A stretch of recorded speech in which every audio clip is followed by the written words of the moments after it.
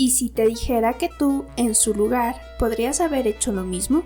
Hoy vamos a adentrarnos en Nuremberg, un juicio real donde el mundo intentó enfrentarse a una verdad incómoda, que los responsables de uno de los mayores horrores de la historia no se veían como monstruos, sino como personas comunes que creían estar haciendo lo correcto.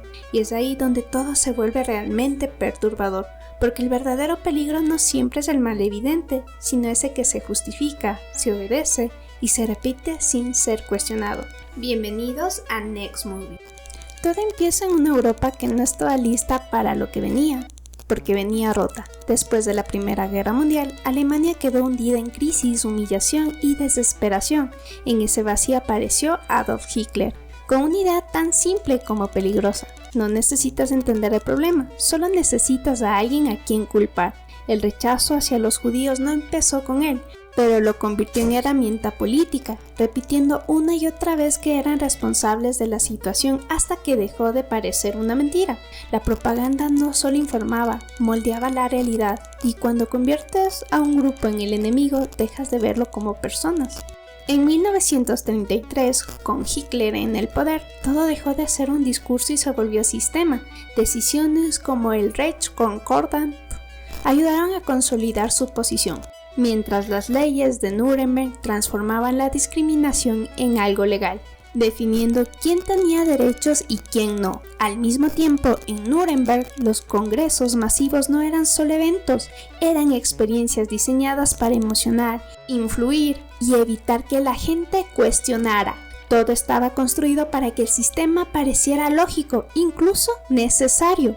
Cuando ese tipo de ideas se normaliza, el siguiente paso deja de parecer extremo.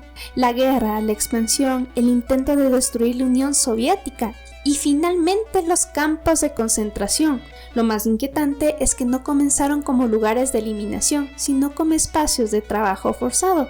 Pero cuando la deshumanización ya es parte del sistema, la línea se borra. Y así, lo que empezó como miedo y crisis terminó convirtiéndose en uno de los episodios más oscuros de la historia, porque el peligro no aparece de golpe, se construye poco a poco hasta que ya nadie lo cuestiona. Cuando todo empieza a derrumbarse, el régimen nazi no cae de un día para otro, se desmorona lentamente. Las derrotas se acumulan, el control se pierde y lo que parecía un sistema sólido empieza a fracturarse desde dentro. La guerra llega a su fin, y con ella también esa estructura de poder que durante años se presentó como invencible. Pero lo más interesante no es solo la caída, sino cómo reaccionan quienes estaban en la cima cuando ya no hay nada que sostener. En medio de ese colapso aparece Hermann Göring, uno de los hombres más poderosos del régimen y señalado como sucesor de Hitler. Cuando todo se vuelve caos, intenta asumir el control, como si aún hubiera algo que salvar. Pero ese movimiento es visto como una traición.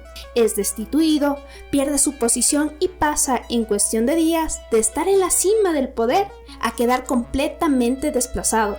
Y aún así, lo más inquietante es que no reacciona como alguien derrotado. Después de eso, no huye desesperadamente ni desaparece, se retira, se reorganiza y trata de negociar su rendición con las fuerzas de Estados Unidos.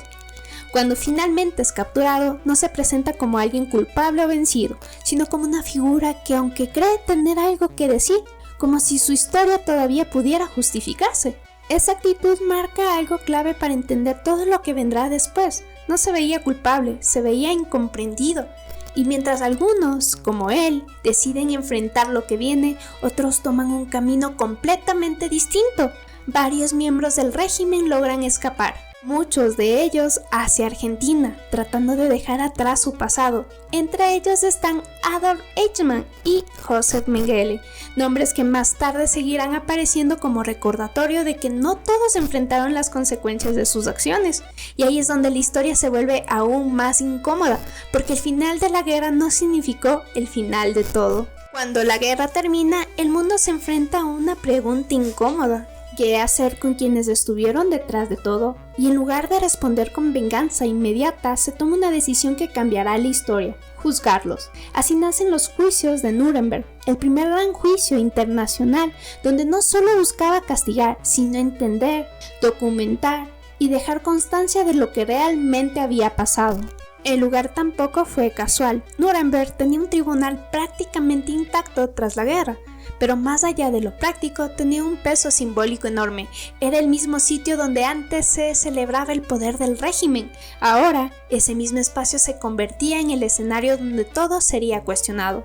Y lo más importante, no los ejecutaron directamente. Querían que el mundo viera, que escuchara, que entendiera, porque esto no era solo castigo, era un mensaje. En ese juicio se presentaron cargos que prácticamente el mundo estaba definiendo por primera vez. Crímenes contra la paz, crímenes de guerra, crímenes contra la humanidad y conspiración. No se trataba solo de acciones individuales, sino de juzgar todo un sistema organizado. Y al frente de este proceso estaba Robert H. Jason, el fiscal principal, decidido a construir algo más grande que un veredicto, una base para que, en el futuro, el mundo supiera dónde poner el límite. Porque en ese momento no solo se juzgaba el pasado, se estaba definiendo el concepto mismo de justicia internacional. Aquí es donde la historia deja de ser solo política y se vuelve profundamente humana, porque mientras el juicio avanza, no solo se buscaba saber qué hicieron, sino entender cómo pensaban. Para eso entra en escena Gustav Gilbert, el psicólogo encargado de observar, entrevistar y analizar a los acusados. A través de conversaciones y pruebas con el test de tinta, intentaba descifrar algo mucho más complejo: su forma de ver el mundo, su moral y, sobre todo, cómo justificaban lo que habían hecho. Y lo inquietante es que no encontraba lo que muchos esperarían. No eran personas que se verían a sí mismas como culpables, sino como individuos que actuaron dentro de un sistema que, para ellos, tenía sentido. Un caso claro es Rudolf Hess, quien durante el juicio fingía no recordar nada, como si borrar su memoria pudiera borrar su responsabilidad, pero bajo presión, esa imagen se rompe, dejando ver que no todo era confusión, también había estrategia. Y luego está Hermann Göring, probablemente el más impactante de todos. Carismático, seguro, incluso en esa situación lograba influir en quienes lo rodeaban. No necesitaba poder formal para ejercer control. Lo hacía a través de su presencia, de sus palabras, de su forma de justificarse, y ahí es donde todo se vuelve realmente incómodo, porque el poder no siempre desaparece cuando alguien cae, a veces simplemente cambia de forma. Aquí es donde el juicio se vuelve incómodo de verdad, porque la defensa principal no gira en torno de negar los hechos, sino a justificarlo, solo seguía órdenes.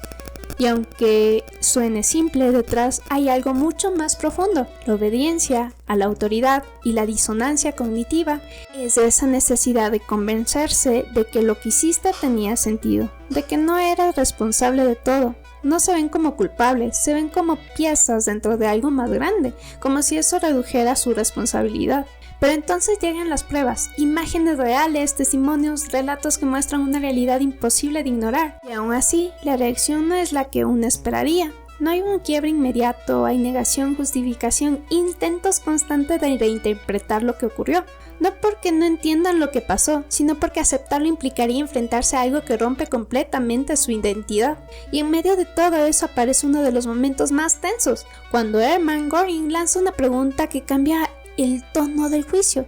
Si ellos son criminales por lo que hicieron, ¿qué pasa con quienes lanzaron bombas capaces de destruir ciudades enteras? Una referencia directa a las acciones de Estados Unidos que no busca justificar, sino incomodar. Porque en ese punto ya no intenta demostrar su inocencia, intenta algo más peligroso, demostrar que nadie es completamente inocente, cuestionando la moral de quienes lo juzgan y dejando una duda que no es fácil de ignorar. El juicio llega a su final, y con él los veredictos. Algunos son condenados a muerte, otros a largas penas, pero más allá de las sentencias, lo que se queda es la sensación de que el mundo acaba de presenciar algo completamente nuevo. No era solo castigo, era una declaración. Hay límites que no se pueden cruzar sin importar el contexto. Por primera vez se pone el nombre a algo que antes no existía como tal: los crímenes contra la humanidad. En medio de ese cierre, uno de los momentos más impactantes lo protagoniza Hermann Göring, quien horas antes de ser ejecutado decide quitarse la vida. Hasta el final, mantiene su postura, sin mostrarse arrepentido, como si incluso en su último acto siguiera intentando tener el control de su propia historia. Y eso deja una sensación extraña, porque no hay redención, no hay cierre emocional claro, solo una decisión más dentro de una lógica que nunca terminó de romperse. Y ahí es donde aparece la verdad incómoda, porque después de todo, esto no es solo un relato sobre el pasado, es una advertencia. El verdadero peligro no es que existan monstruos, es que en el sistema, el miedo y la obediencia pueden hacer que personas normales hagan cosas impensables, porque al final, la pregunta no es qué hicieron ellos, es qué habrías hecho tú. Y como saben, esto no es solo una historia del pasado, es una advertencia de lo que puede pasar cuando dejamos de cuestionar y empezamos a justificar lo incorrecto, porque el verdadero peligro no siempre se ve como algo extremo, a veces se disfraza de normalidad. Si este video te hizo pensar, suscríbete, deja tu like y compártelo, porque estas historias no solo se cuentan, se reflexionan.